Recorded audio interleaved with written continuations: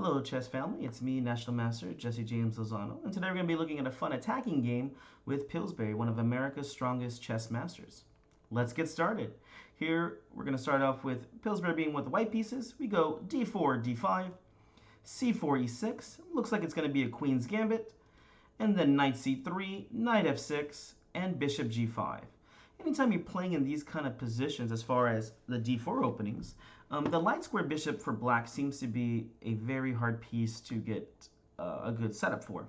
And this one you can see white doesn't have this problem because white just brings the bishop outside of the pawn chain, while we see black's light square bishop is trapped inside of it. So this is one of the things that you will fight if you're playing black in these positions. Bishop e7 gets played. Pawn to e3, all things very normal here. Again, we're going to play the pawn to e3 after the bishop comes out. Black goes ahead and castles. Knight to f3. Pawn to b6. And here, I'm not too fond of this way of playing. In these kind of openings, white's going to be able to mess up black's pawn structure or create a strong kingside attack. Let's see how Pillsbury does this. Well, first of all, let's ask ourselves, why did black play b6? Hopefully you got it. The reason why we're playing b6 here is to try and get our bishop out, maybe either to b7 or to a6. Either one of these should be a nice diagonal for the bishop. The problem here is what white is going to be doing to this pawn structure. Well, first Pillsbury does the right move. First, he goes ahead and plays bishop to d3. Black plays bishop to b7. And now a very nice move for white, a very class move, as my mentor would say, which is only different classes of players will actually see these things. If you're playing this move, then you're definitely on a high class. What is white's best move here? Hopefully you found it. Well, castling is okay, but it doesn't really address the need in this situation.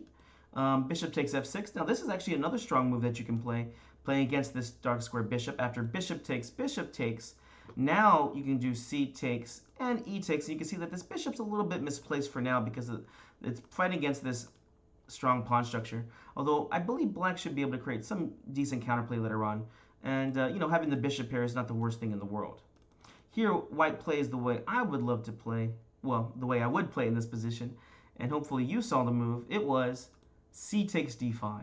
Now, this may seem like a strange move here, but here there really is no good way for black to take back here without giving white some kind of compensation. The way that black takes back is actually, well, in my opinion, one of the worst ways to take back. He plays e takes d5. And this is what I was talking about earlier. This black light square bishop is just having a hard time finding what to do.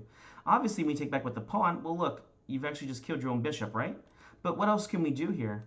Let's take a look at some of the other options. If knight takes d5, white will have the e4 ideas after they trade bishops, of course. So white can try to expand in the center. What else can be played here?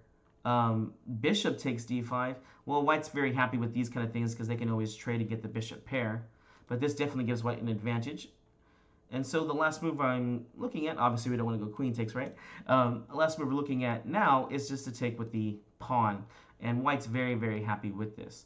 It's almost like a nice rule here for white. Whenever black plays the bishop to b7, here you can just take on d5 and mess up the pawn structure. Either you win the bishop pair or you allow yourself to expand in the center with e4. Now, I'm not saying to play e4 right away. d4 is a slow strategic roll, but this is something you can do later on in your game. So I like the way Pillsbury plays it. He goes and plays c takes d5, e takes d5, and what should we play here? I like the move by Pillsbury. There's two good moves. Actually, I'll say three good moves in this position. See if you could just find one of them. Here, Pillsbury chooses knight to e5. Now, this is one of the three. If you chose to castle, not too bad. If you chose to play rook c1, not so bad. If you brought your queen out, I must say I don't like this move as much because we want to keep the queen flexible. I'm not sure if the queen belongs on e2, d2, c2, or maybe even b3.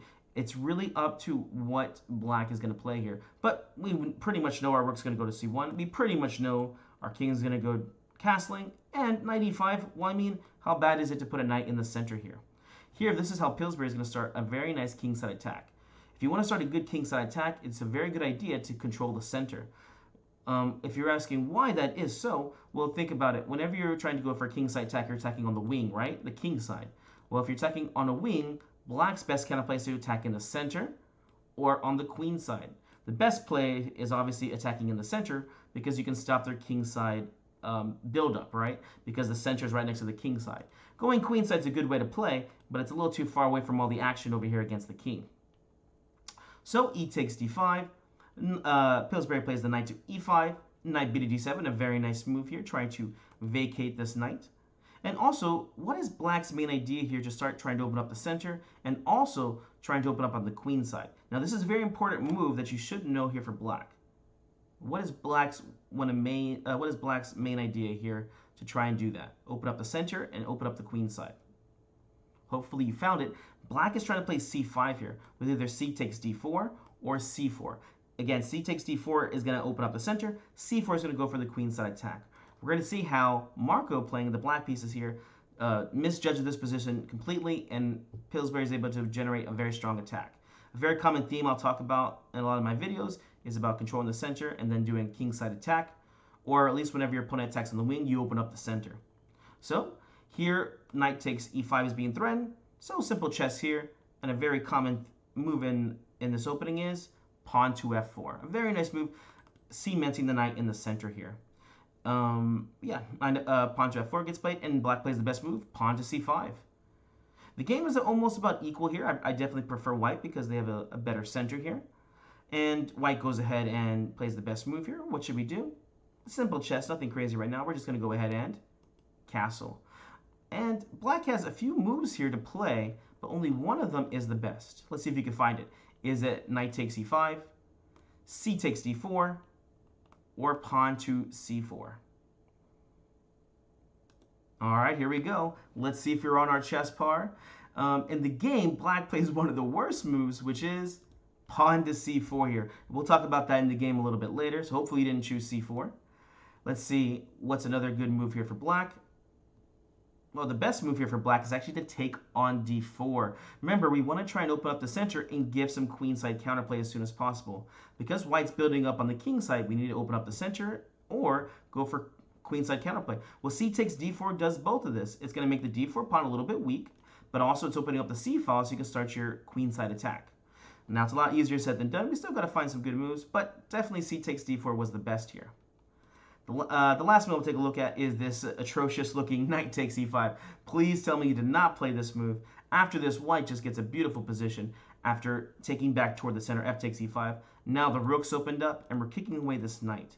Now this knight's very important to the defense for black because, well, whenever the king is uncastled, f7 is the weakness, but whenever black's king is castled, h7 is the weakness. And you can see that, well, the knight is one of the main defenders for h7 here. So after this, the knight needs to move. If knight something like knight to d7, I love the move here, bishop f4, just maintaining your bishop, not trading off as, well, I want to keep options open of sacrificing on h6 pretty soon. And here you can see that white has a very strong kingside presence, and black really doesn't have any pieces over here to defend the king with. Oof. Already, the position's giving white a +3 advantage, basically saying white's up an extra piece here.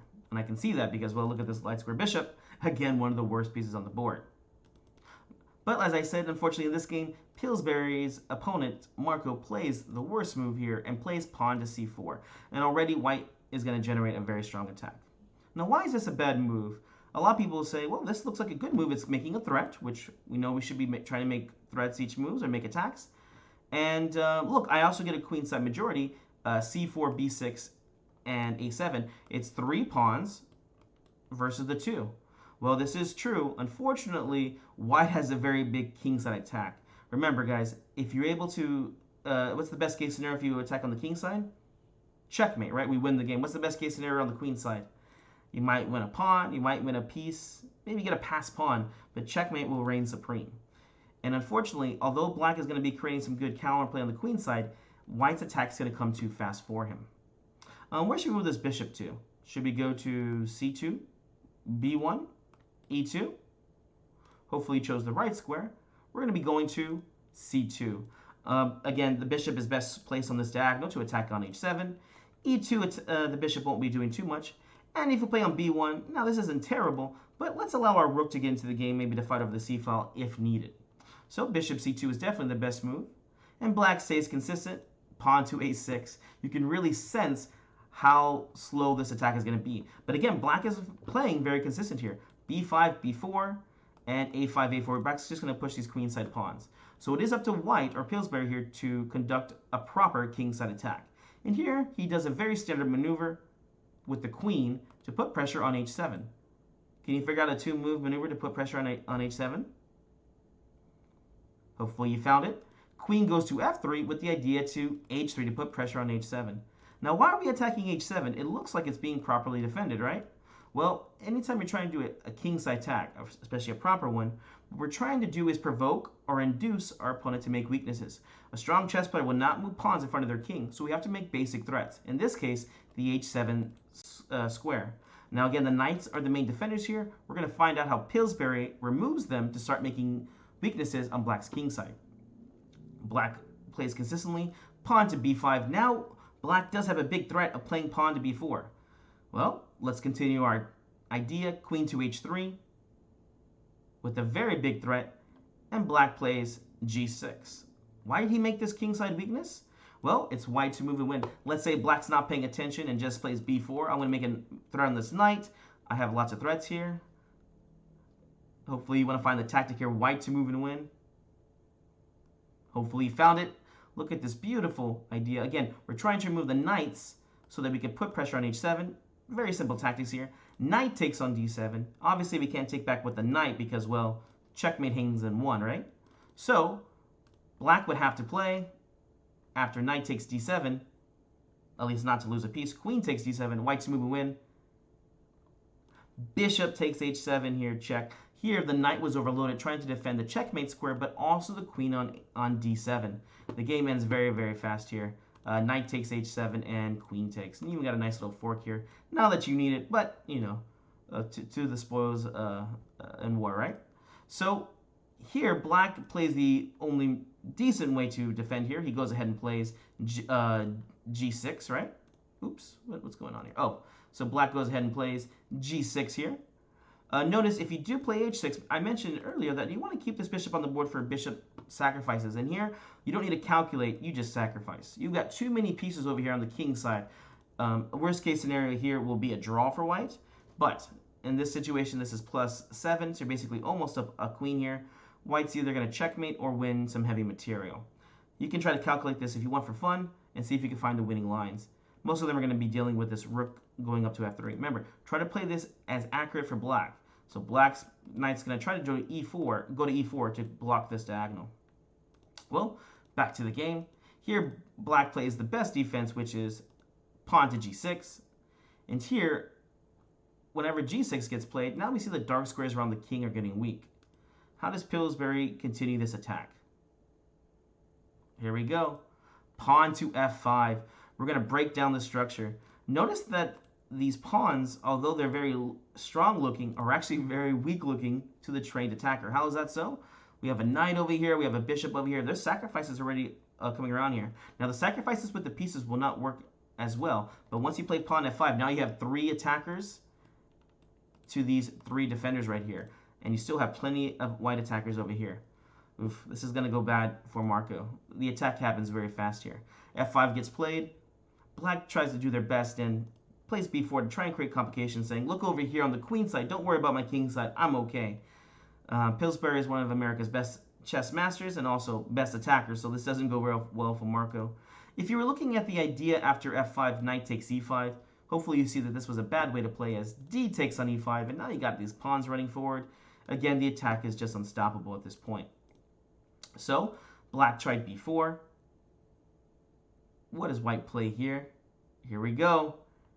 F takes on g6, saying no fear and threatening some checkmating ideas. In fact, black, if they take the knight, is going to be losing for forced checkmate in 6 or 7 moves. It really just depends how well how well black defends here, but computer's giving this forced checkmate over here.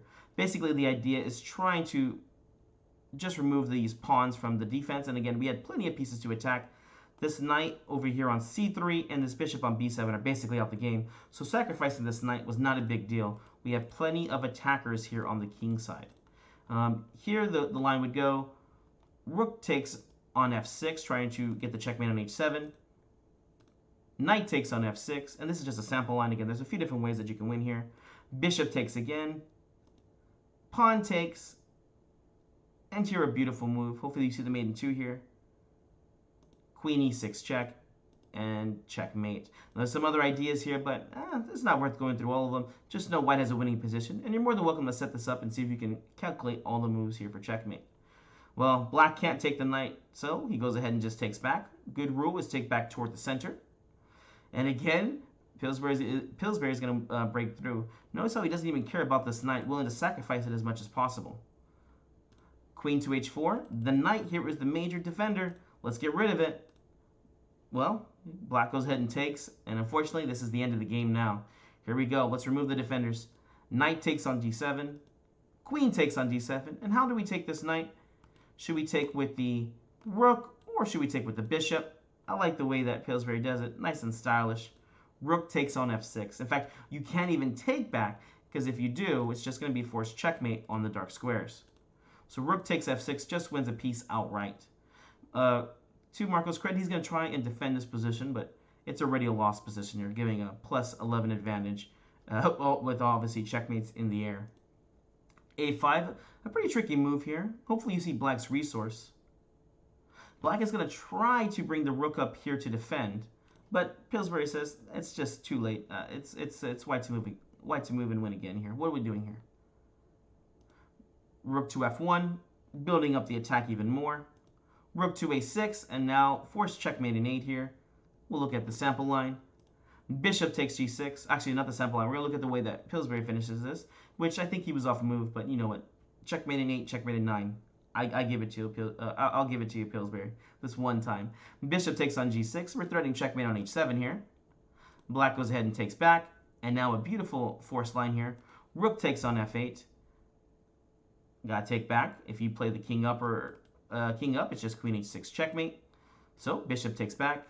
Hopefully you see the move here. It's a move that I would calculate, but it definitely would not be my first move I'd see. Rook takes on f8 check. King takes on f8. Notice we only got 2 white attacking pieces here, but black's pieces are just nowhere to be found to defend. Here we go, checkmate in 5. Queen h8 check, king f7, queen h7 check, king f8. If you try to play the king to e8, you just got checkmated in 1. Sorry, you can't defend the queen here. So we have to play king to f8, and just simple chess. We just take the queen, and it's forced checkmate in 2 here. There's no way to stop it. A lot of different ways to try. Ain't gonna happen. Pawn c2, threatening to make the queen over here. What's the checkmate in 2? Hopefully you see it. Bishop h6 check, and queen to g7 checkmate. Hopefully you enjoyed this game, how to conduct a proper kingside attack. I'll see you later, chess family.